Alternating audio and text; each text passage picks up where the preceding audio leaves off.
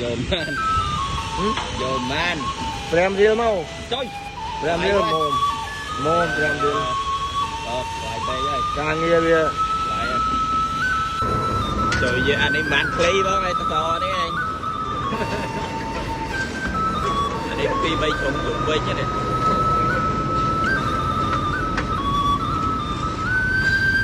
Bị cái file nó có trong một press qua đấy.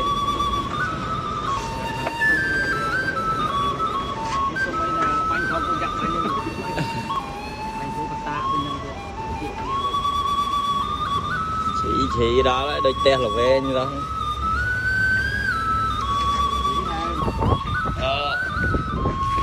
Dừng tay cho nó thơm mấy cái môi hot.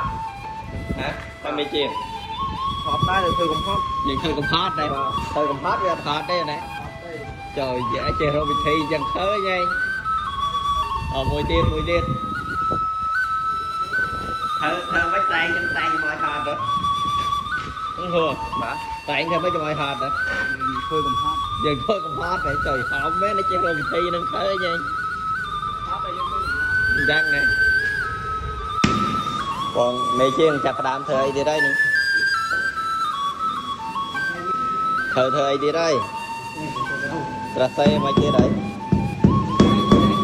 Bác. Ê, không ai vay giống gì mình lưới. Bác. Cái thơ nó đâm bay kìa. Mấy khơi để đa thơ được cái thuộc lại nhỉ. Ăn quy.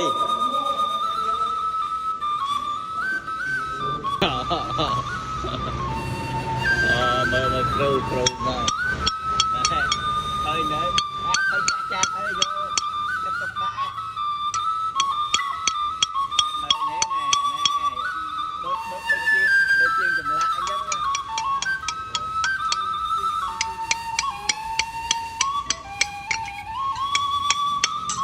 Rồi trời nhà nè. Ê lại thật cá ơi leo ơi chắc đập mày ơi rồi.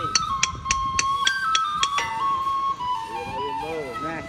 Mà xa mà không? Có thì đi tư sao bao nhiêu đây. Vào vô đây leo ơi chắc rồi.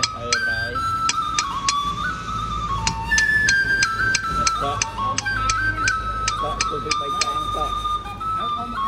Nát lại nè.